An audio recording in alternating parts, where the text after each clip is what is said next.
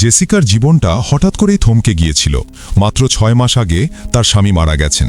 এই দুঃখ ভুলতে জেসিকা ঠিক করলেন তিনি একা একা দূরে কোথাও ঘুরতে যাবেন। তিনি তার গাড়ি নিয়ে নির্জন রাস্তা ধরে যাচ্ছিলেন। হঠাৎই একটা অদ্ভুত জিপ গাড়ি তার পিছু নেয়। জেসিকা ওভারটেক করতে চাইলেন, কিন্তু জিপটা কিছুতেই তাকে রাস্তা ছাড়তে দিল না। অনেক কষ্টে একটা বাঁকে জেসিকা জিপটাকে ছাড়িয়ে গেলেন, কিন্তু জিপটা আবার তার পিছনে এসে সমানে সমানে চলতে শুরু করল। ঠিক তখনই উল্টো দিক থেকে একটা বড় ট্রাক আসছিল। ভাগ্য ভালো যে শেষ পর্যন্ত কোনো দুর্ঘটনা ঘটেনি, কিন্তু বিপদ এখানেই শেষ হলো না। জিপটা তখনও জেসিকার পিছু ছাড়েনি। জেসিকা ভাবলেন, এদের সাথে পেরে উঠছি না, অন্তত এড়িয়ে তো চলতে পারি। এরপর একটা মোড়ে তিনি দ্রুত ইউটার্ন নিয়ে জিপটাকে এড়িয়ে গেলেন। রাতে একটা গ্যাস স্টেশনে জেসিকা তার বাবার ফোন পেলেন, কারণ তিনি এই ভ্রমণের কথা কাউকে জানাননি। কথা বলতে বলতেই সেই জিপ গাড়িটাও সেখানে এসে হাজির হলো। এটা কি শুধু কাকতালীয়? এক রাত হোটেলে কাটিয়ে জেসিকা যখন চলে যাওয়ার জন্য তৈরি হচ্ছিলেন, তখন একজন চশমা পরা লোক এসে তার সাথে কথা বলতে শুরু করলো। হ্যাঁ, ইনি ছিলেন সেই জিপ গাড়ির চালক। জেসিকা আগের দিনের ঘটনার জন্য ক্ষমা চাইলেন।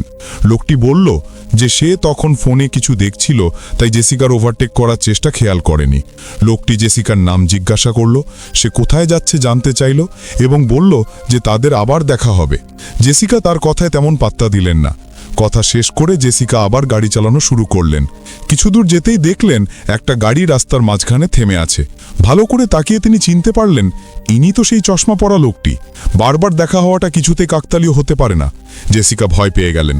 তিনি তাড়াতাড়ি গাড়ির জানালাগুলো লক করে পাশ দিয়ে যাওয়ার চেষ্টা করলেন, কিন্তু লোকটি তার গাড়ির সামনে এসে পথ আটকে দিল।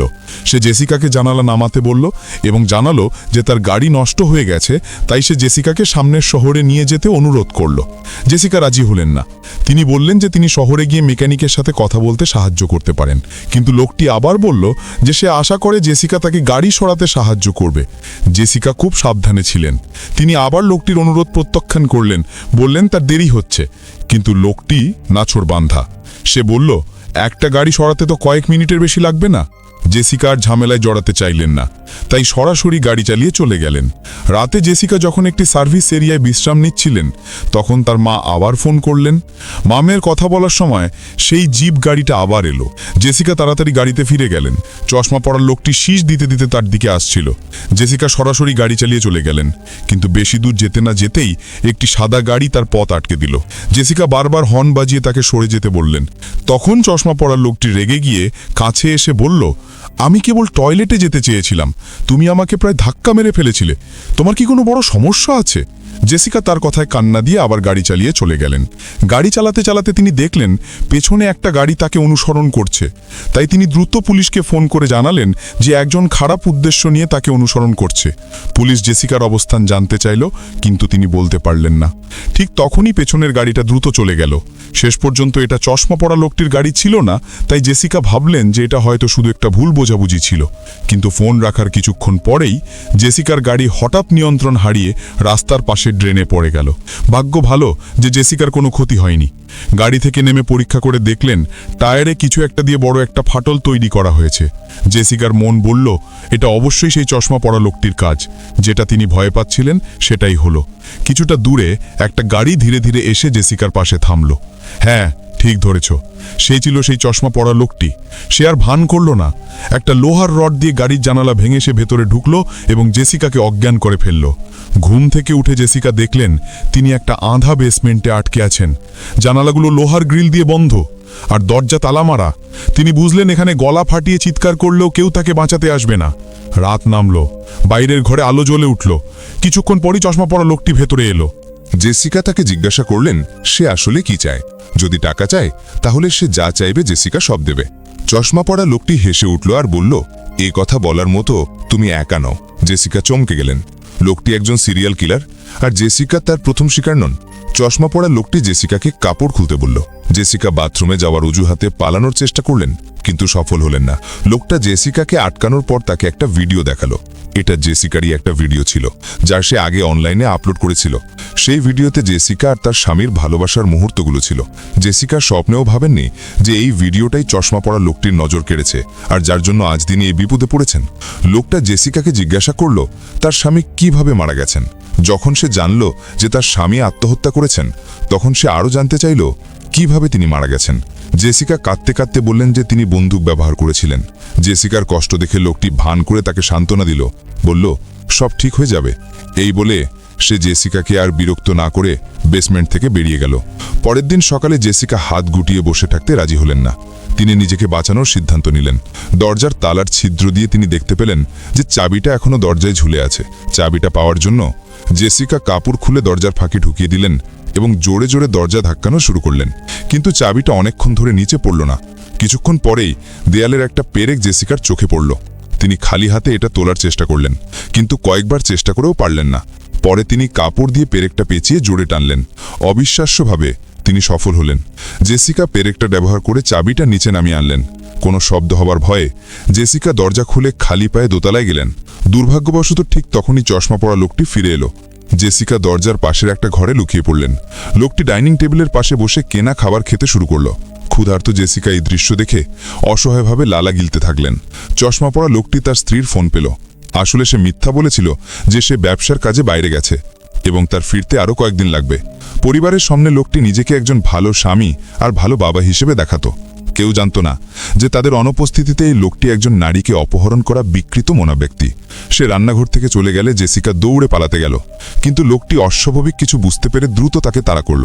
তাড়াহুড়োতে জেসিকার নিচে দেখতে পাননি, ফলে দুর্ঘটনাক্রমে একটি গাছের ডাল তার পায়ের তলায় বিঁধে গেল। তীব্র ব্যথা সহ্য করে যখন তিনি ডালটি বের করলেন, তখন তার চিৎকারে তার অবস্থান প্রকাশ হয়ে গেল। জেসিকা যখন হ্রদের ধারে পৌঁছালেন, তখন চশমা পরা লোকটি তাকে ধরে ফেলল।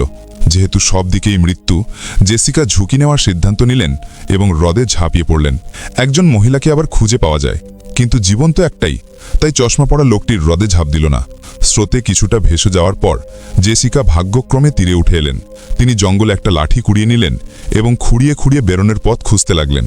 কিন্তু বেশি দূর যেতে না যেতেই কাছাকাছি কোথাও শব্দ শোনা গেল। চশমা পরা লোকটি কি এখনো তার পিছু ছাড়েনি? জেসিকা একটা বড় গাছের পেছনে লুকিয়ে অপেক্ষা করলেন। যখন লোকটি কাছে এলো, তখন তিনি আক্রমণ করার জন্য তৈরি হলেন। কিন্তু মজার ব্যাপার হলো যে লোকটি এসেছিল সে চশমা পরা লোকটি ছিল না, বরং একজন শিকারী ছিল। অপ্রত্যাশিত আক্রমণে বুড়ো লোকটি প্রায় হার্ট অ্যাটাকে মারা যাচ্ছিল। জেসিকা তাড়াতাড়ি ব্যাখ্যা করলেন যে তিনি ইচ্ছাকৃতভাবে এটি করেননি। একজন পাগল তাকে হত্যা করতে চাইছে, তাই দ্রুত পুলিশকে ফোন করতে হবে। বুড়ো লোকটি একজন ভালো মানুষ ছিল। সে জেসিকাকে তার ফোন ছুড়ে দিল। জেসিকা হতবাক হয়ে গেলেন, কারণ তিনি তার ফোনটি আঘাত করে নষ্ট করে ফেলেছেন। জেসিকা হতাশ হয়ে পড়লেন এবং কাঁদতে কাঁদতে বুড়ো লোকটিকে তাকে নিয়ে যেতে অনুরোধ করলেন। বুড়ো লোকটির মন নরম হলো এবং সে রাজি হলো। জেসিকার পায়ে আঘাত দেখে সে দয়া করে তার গাড়ির ডিক্কি থেকে একজোড়া জুতো বের করে দিল।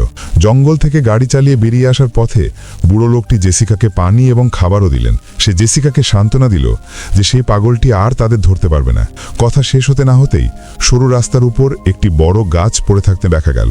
বুড়ো লোকটি এবং জেসিকা গাছটি সরানোর চেষ্টা করলেন, কিন্তু গাছটি এত ভারী ছিল যে তারা দুজনে অনেকক্ষণ ধরে চেষ্টা করেও 1 ইঞ্চিও সরাতে পারলেন না। কাছাকাছি আর কোনো রাস্তা আছে কিনা বুড়ো লোকটি তাও জানত না। হতাশজনক মুহূর্তে সেই ভয়ঙ্কর জিপ গাড়িটা আবার দেখা দিল। বুড়ো লোকটি জেসিকাকে শান্ত থাকতে বললেন এবং বললেন যে এবার সে পরিস্থিতি সামলাবে। বলতে হয়, চশমা পরা লোকটিকে অস্কার না দিলে তার অভিনয়কে অপমান করা হবে। চশমা পরা লোকটি ভান করে ফোনে কথা বলতে বলতে বুড়ো লোকটির কাছে এলো এবং মিথ্যা বলল যে জেসিকা তার বোন এবং সে মানসিকভাবে অসুস্থ। জেসিকা দ্রুত বললেন, আমি তার বোন নই। বুড়ো দাদা, এই পাগলটির কথায় ভুলবেন না। বুড়ো লোকটি চশমা পরা লোকটিকে জিজ্ঞাসা করলেন যে সে জেসিকাকে অপহরণ করেছে কিনা। চশমা পরা লোকটি শান্তভাবে বলল, অবশ্যই না। আমার বোন তার স্বামীর মৃত্যুর আঘাত সহ্য করতে না পেরে সম্প্রতি অসুস্থ হয়ে বাড়ি থেকে পালিয়ে গিয়েছিল। কিছুক্ষণ আগে সে নিয়ন্ত্রণ হারিয়ে হ্রদে ঝাঁপ দিয়েছিল। চশমা পরা লোকটি এত সাবলীলভাবে কথা বলল যে বুড়ো লোকটি কিছুক্ষণ বুঝতে পারছিলেন না কার কথা বিশ্বাস করবেন। চশমা পরা লোকটি জোর করে জেসিকাকে নিয়ে যেতে চাইল। ঝগড়ার সময় জেসিকা বুড়ো লোকটিকে চশমা পরা লোকটির ফোন নিয়ে পুলিশকে ফোন করতে বললেন। যদিও আসল সত্য তখনও স্পষ্ট ছিল না, কিন্তু যখন জেসিকা বাঁধন ছিঁড়ে পালিয়ে যেতে চাইল এবং চশমা পরা লোকটি তাকে তাড়া করতে চাইল, তখন বুড়ো লোকটি বন্দুক দেখিয়ে তাকে থামতে বাধ্য করলেন। তার মতে কোনো ঝামেলা না হওয়ার সেরা উপায় হলো পুলিশকে খবর দেওয়া। বুড়ো লোকটির হাতে বন্দুক থাকায় চশমা পরা লোকটি হটকারী কিছু করার সাহস পেল না। কিন্তু বুড়ো লোকটি খুব সহজ সরল ছিলেন। চশমা পরা লোকটি সহযোগিতার ভান করে, কিন্তু ফোন দেওয়ার মুহূর্তেই সে সফলভাবে বুড়ো লোকটিকে মাটিতে ফেলে দিল। বুড়ো লোকটির প্রতিরোধ করার কোনো শক্তি ছিল না। চশমা পরা লোকটি শিকারের বন্দুকটি নিয়ে বুড়ো লোকটিকে গুলি করে মেরে ফেলল। তখন বৃষ্টি শুরু হলো এবং আকাশ মুহূর্তেই মেঘলা হয়ে গেল। জেসিকা এবং চশমা পরা লোকটি জঙ্গলে ইঁদুর বিড়ালের খেলা খেলতে লাগলো, যা রাত পর্যন্ত চলল। ক্লান্ত জেসিকা একটা বড় পাথরের পেছনে লুকিয়ে পড়লেন। পরিচিত শীষ বাজানো শব্দ ক্রমশ কাছে আসছিল। জেসিকা পালিয়ে গেলেও তার শরীরে একটা গুলি লেগেছিল।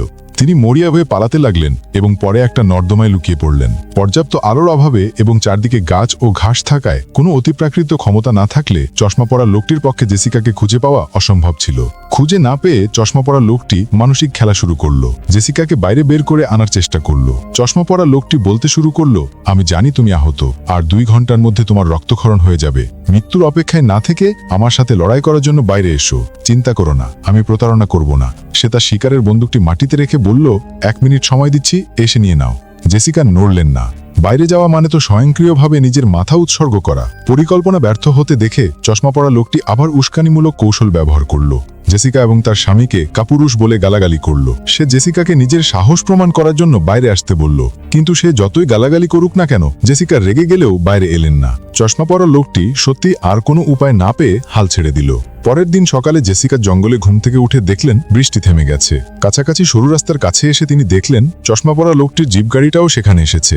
সে বুড়ো লোকটির লাশ গাড়ি থেকে টেনে বের করে এবং আগে থেকে খোঁড়া গর্তে পুঁতে ফেলে। চশমা পরা লোকটি যখন লাশ পোতার কাজে ব্যস্ত ছিল, জেসিকা চুপি চুপি জিপ গাড়ির কাছে গেলেন। গাড়ির চাবি খুঁজতে গিয়ে তিনি চশমা পরা লোকটির মোবাইল ফোন দেখতে পেলেন। তবে তিনি পুলিশে ফোন করার আগেই চশমা পরা লোকটি ফিরে এলো। উপায় না দেখে জেসিকা ডিকিতে লুকিয়ে পড়লেন। চশমা পরা লোকটি গাড়ি চালিয়ে চলে গেল। জেসিকার উপস্থিতি সম্পর্কে সে কিছুই জানত না। সত্যি, সবচেয়ে বিপজ্জনক স্থানই সবচেয়ে নিরাপদ স্থান। জেসিকাও খুব সাহসী। এই পরিস্থিতিতেও পুলিশকে ফোন করার সাহস দেখালেন। ফোন সফলভাবে সংযুক্ত হলো, কিন্তু জেসিকার ক্ষীণ কণ্ঠস্বর পুলিশের শোনার ক্ষমতাকে চ্যালেঞ্জ করলো। কথা বলতে বলতে চশমা পরা লোকটি ফোন খুঁজতে শুরু করলো। অনেকক্ষণ খুঁজে না পেয়ে সে গাড়ি থামিয়ে দিল। পেছনের আয়নার মধ্য দিয়ে জেসিকা দেখতে পেলেন যে চশমা পরা লোকটি ডিকির দিকে তাকিয়ে আছে। স্পষ্টতই তার হাতে বেশি সময় নেই। তাই জেসিকা দ্রুত উঠে গাড়ির লোহার রড দিয়ে চশমা পরা লোকটিকে আক্রমণ করলেন। যদিও চশমা পরা লোকটি তার আঘাতে রক্তাক্ত হলো, তবে সে এখনো মারা যায়নি। চশমা পরা লোকটি এক হাত দিয়ে গাড়ি চালাতে লাগলো এবং অন্য হাত দিয়ে জেসিকার সাথে লড়াই করতে লাগলো। উফ, গাড়ি থামিয়ে লড়াই করতে যেত না? কয়েক দফা লড়াইয়ের পর জেসিকা ছুরিটা কেড়ে নিল এবং চশমা পরা লোকটির ডান হাতে ঢুকিয়ে দিল। বিশৃঙ্খল লড়াইয়ের মধ্যে গাড়িটা এলোমেলোভাবে চলতে লাগলো এবং অবশেষে একটি দুর্ঘটনায় উল্টে গেল। জেসিকা কষ্টে গাড়ি থেকে বেরিয়ে এলেন। এই সময় একটি হেলিকপ্টার জঙ্গলের উপর দিয়ে উড়ে যাচ্ছিল। জেসিকা সাহায্য চাইতে চেয়েছিলেন, কিন্তু ইঞ্জিনের আওয়াজ এত বেশি ছিল যে পাইলট শুনতে পেলে তা অলৌকিক ব্যাপার হতো। জেসিকা জঙ্গলে গেলেন এবং একটি পোড়া মাছ দেখতে পেলেন যেখানে এখনো ধোঁয়া উঠছিল। জেসিকা চশমা পরা লোকটির ফোন দিয়ে তার স্ত্রীকে ফোন করে জানালেন, আপনার স্বামী একজন বিকৃত খুনি। স্ত্রী বিশ্বাস করলেন না, ভেবেছিলেন এটি একটি প্র্যাঙ্ক এবং চশমা পরা লোকটির সাথে কথা বলতে চাইলেন। ঠিক তখনই চশমা পরা লোকটি সেখানে চলে এলো। ফোনে স্ত্রীর কণ্ঠস্বর শুনে চশমা পরা লোকটি স্তম্ভ হয়ে দাঁড়িয়ে রইল। একটা কথাও বলতে সাহস পেল না। জেসিকা চশমা পরা লোকটির স্ত্রীকে বলতে লাগলেন, আমার নাম জেসিকা। যদি এটাই হয় আপনার কাছে আমার শেষ কণ্ঠস্বর, তাহলে মানে আপনার স্বামী আমাকে হত্যা করেছে। এই বলে জেসিকা ফোনটি চশমা পরা লোকটির পায়ের কাছে ফেলে দিলেন। স্ত্রী তাকে জিজ্ঞাসা করলেন আসলে কি ঘটেছে। চশমা পরা লোকটি নিরুত্তর ছিল। স্ত্রীর সাথে চিরবিদায় বলে সে তাড়াতাড়ি ফোন কেটে দিল। তার মুখোশ খুলে যাওয়ায় চশমা পরা লোকটি আত্মহত্যা করার কথা ভাবল, কিন্তু মরার আগে জেসিকাকেও সাথে নিয়ে মরতে চাইল। তাই তারা দুজনে শেষ লড়াই শুরু করল। যুদ্ধটি খুবই কঠিন ছিল।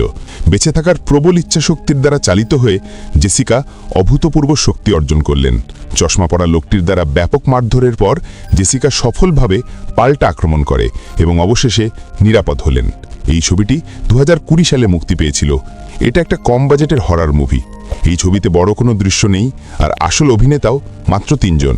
এটা কোনো বড় তারকা বা পরিচিত মুখ ছাড়া একটা সিনেমা হলেও আমি সব মেয়েদেরকে বলবো এটা একবার দেখতে।